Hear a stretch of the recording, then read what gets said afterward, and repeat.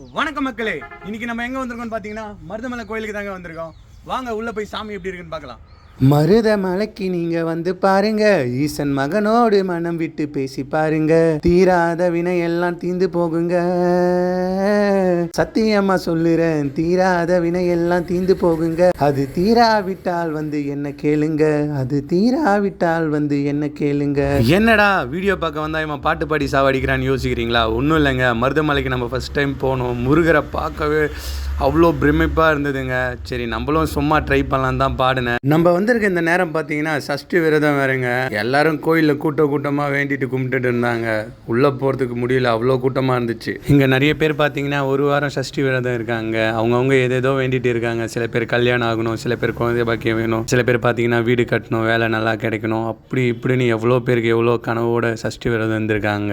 ஆனால் நம்ம வேண்டியதெல்லாம் பார்த்தீங்கன்னா ஒன்று மட்டும்தாங்க, வேற எதுவும் பெருசாலாம் வேண்டலைங்க. என்ன மாதிரி இருக்க 90s கிட்ஸுக்கெலாம் சீக்கிரமாக கல்யாணம் ஆகணும் தான். ஏன்னா இங்கே 2K கிட்ஸ்லாம் கூட கல்யாணம் ஆகி ஜோடியாக சுற்றிட்டு இருக்காங்க. ஆனால் 90s கிட்ஸ் தான் பாவமாக வீட்டில் திட்டு வாங்கிட்டு வெளியவும் அசிங்கப்பட்டுட்டு ரொம்ப கொடுமைகளை அனுபவிச்சுட்டு சுற்றிட்டு இருக்கோங்க. முருகா இங்கே பார்த்துக்குங்க, அடுத்த வருஷம் சஷ்டிக்குள்ளே எங்களை மாதிரி இருக்க 90s கிட்ஸ்க்கு எல்லாருக்குமே கல்யாணம் ஆகிடணும், சரிங்களா? எங்களுக்கு கல்யாணம் ஆகலனா கூட ஒன்றும் பிரச்சனை இல்லை. அப்புறம் உங்களுக்கு சக்தி இல்லைன்னு தான் எல்லாரும் சொல்ல ஆரம்பிச்சிருவாங்க. நாங்களாம் ஒன்றுமே பண்ண முடியாது, பார்த்துக்கோங்க. அதனால நீங்கள் என்ன பண்ணுறீங்கன்னா, எங்களுக்கு பிடிச்ச மாதிரி இல்லைனாலும் உங்களுக்கு பிடிச்ச மாதிரி எங்களுக்கு ஒரு கல்யாணம் பண்ணி வச்சுருங்க.